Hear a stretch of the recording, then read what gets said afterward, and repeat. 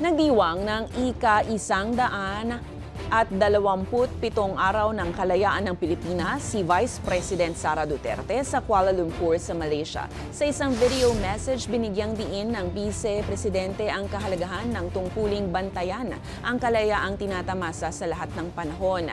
Dagdag niya, huwag isuko ang kalayaan sa mga walang malasakit at sa mga mamamayan at bayan. Dumalo naman at nakiisa ang ilang OFW sa event ni VP Sara kung saan muling nagpasaring ang ikalawang Pangulo, saan niya ay ginawang pagsuko ng pamahalaan sa kanyang ama na si dating Pangulong Rodrigo Roa Duterte.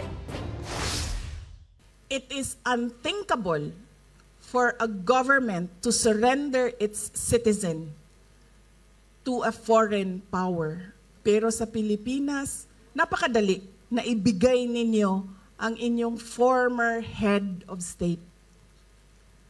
Kaya ako man ay kahit hindi anak, kahit sabihin na lang natin karaniwang mamamayan, nahihiya ako sa ginawa natin sa ating dating Pangulo.